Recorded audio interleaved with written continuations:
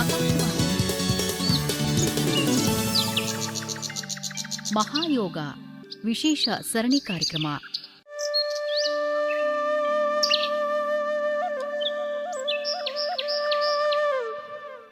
ನಿರ್ಮಾಣ ನಂದನ್ ಕುಮಾರ್ ಎಲ್ಒ. ಸಮಗ್ರ ನಿರ್ವಹಣೆ ನೂತನ ಎಸ್ ಕದಂ. ಭಾಗವಹಿಸುತ್ತಾರೆ ಹೆಬ್ಬಾಳದ ವಿವೇಕಾನಂದ ಸ್ಕೂಲ್ ಆಫ್ ಯೋಗಾದ ಯೋಗ ಶಿಕ್ಷಕರಾದ ಸಂಗೀತಾ ನಾಯಕ್.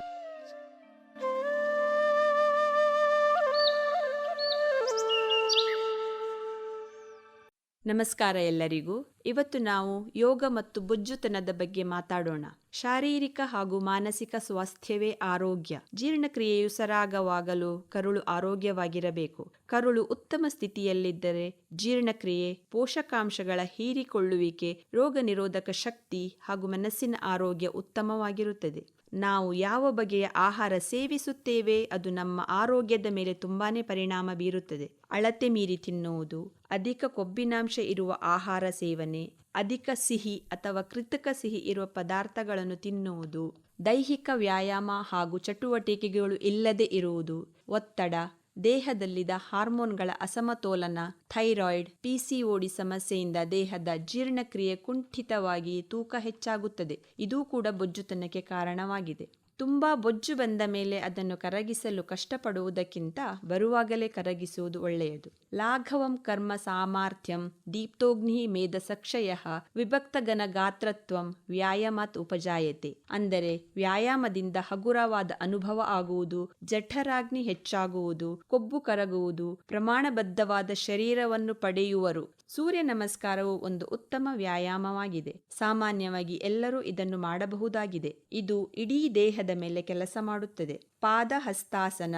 ಇದನ್ನು ಮಾಡುವುದು ಹೇಗೆ ಎಂದರೆ ತಾಡಾಸನದಲ್ಲಿ ನಿಂತುಕೊಂಡು ಎರಡೂ ಕೈಗಳನ್ನು ಮೇಲೆತ್ತಿ ಆಮೇಲೆ ನಿಧಾನವಾಗಿ ಉಸಿರು ಬಿಡುತ್ತಾ ಮುಂದಕ್ಕೆ ಬಾಗಬೇಕು. ಹಾಗೆ ಪಶ್ಚಿಮೋತ್ತಾನಾಸನ, ಜಾನು ಶೀರ್ಷಾಸನ ಇವುಗಳು ಹೊಟ್ಟೆಯ ಕೊಬ್ಬನ್ನು ಕರಗಿಸಲು ಸಹಾಯ ಮಾಡುತ್ತದೆ. ಚಕ್ರಾಸನ, ಹಲಾಸನ, ಭುಜಂಗಾಸನ, ಉಷ್ಟ್ರಾಸನ, ಸರ್ವಾಂಗಾಸನಗಳು ಥೈರಾಯ್ಡ್ ಮತ್ತು ಪಿಸಿಒಡಿ ಸಮಸ್ಯೆಯನ್ನು ದೂರ ಮಾಡುತ್ತದೆ. ಇವುಗಳ ಜೊತೆಗೆ ನಿಯಮಿತ ಹೃದಯ ವ್ಯಾಯಾಮ ಅಂದರೆ ಕಾರ್ಡಿಯಾಕ್ ಎಕ್ಸಸೈಸಸ್ ಮಾಡುವುದು, ಚುರುಕಾದ ನಡಿಗೆ, ಜಾಗಿಂಗ್, ಈಜು, ಸೈಕ್ಲಿಂಗ್, ಮೆಟ್ಟಿಲು ಹತ್ತುವುದು ಇವುಗಳು ಕೂಡ ಬೊಜ್ಜಿನ ಸಮಸ್ಯೆಯನ್ನು ನಿವಾರಿಸುತ್ತದೆ. ಪ್ರಾಣಾಯಾಮವು ವಿವಿಧ ಉಸಿರಾಟದ ತಂತ್ರಗಳನ್ನು ಒಳಗೊಂಡಿದೆ. ಇವುಗಳಲ್ಲಿ ಕಪಾಲಭಾತಿಯು ಅತ್ಯಂತ ಮುಖ್ಯವಾಗಿದೆ. ಇದು ಹೊಟ್ಟೆಯ ಸ್ನಾಯುಗಳನ್ನು ಗುರಿಯಾಗಿಸಿಕೊಂಡು ಜೀರ್ಣಾಂಗ ವ್ಯವಸ್ಥೆಯನ್ನು ಬಲಪಡಿಸುತ್ತದೆ ಮತ್ತು ಉತ್ತೇಜಿಸುತ್ತದೆ. ಸೂರ್ಯ ಮುದ್ರೆ ಹಾಗೂ ಲಿಂಗ ಮುದ್ರೆ ಹಾಗೂ ಪ್ರಾಣ ಮುದ್ರೆಗಳನ್ನು ಮಾಡುವುದರಿಂದ ಬೊಜ್ಜಿನ ಸಮಸ್ಯೆ ದೂರವಾಗುವುದು.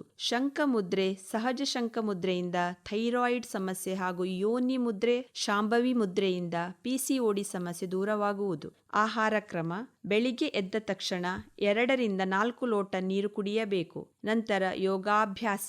ಇದಾದ ಮೇಲೆ ಹಣ್ಣು, ತರಕಾರಿಗಳ ರಸಗಳನ್ನು ಸೇವಿಸುವುದರಿಂದ ದೇಹದ ಜೀರ್ಣಾಂಗ ವ್ಯವಸ್ಥೆಯನ್ನು ಉತ್ತೇಜನಗೊಳಿಸುತ್ತದೆ ಮತ್ತು ಪೌಷ್ಟಿಕಾಂಶಗಳನ್ನು ಒದಗಿಸುತ್ತದೆ. ಇದು ನಮ್ಮ ದೇಹದಲ್ಲಿನ ಹಾರ್ಮೋನ್ ಅಸಮತೋಲನವನ್ನು ಕಾಪಾಡಿಕೊಳ್ಳಲು ಸಹಾಯ ಮಾಡುತ್ತದೆ. ಹೆಚ್ಚು ತರಕಾರಿ, ಸೊಪ್ಪುಗಳು, ಹೆಚ್ಚು ಪ್ರೋಟೀನ್ ಯುಕ್ತ ಆಹಾರಗಳನ್ನು ಸೇವಿಸಬೇಕು. ರಾತ್ರಿಯ ಆಹಾರವನ್ನು ಆದಷ್ಟು ಬೇಗ ಅಂದರೆ ಸೂರ್ಯಾಸ್ತದ ಮೊದಲು ಮುಗಿಸಿದರೆ ಉತ್ತಮ.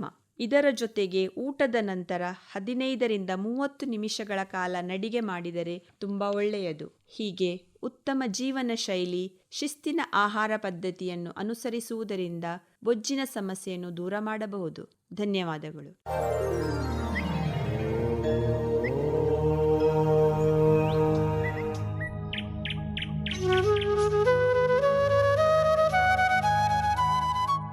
ಇದುವರೆಗೆ ಮಹಾಯೋಗ ವಿಶೇಷ ಸರಣಿ ಕಾರ್ಯಕ್ರಮ ಕೇಳಿದಿರಿ.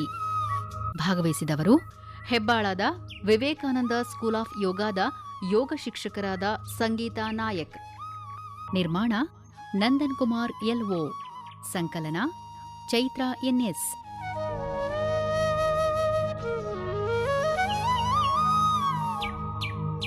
ಸಮಗ್ರ ನಿರ್ವಹಣೆ ನೂತನ ಎಸ್ ಕದಂ.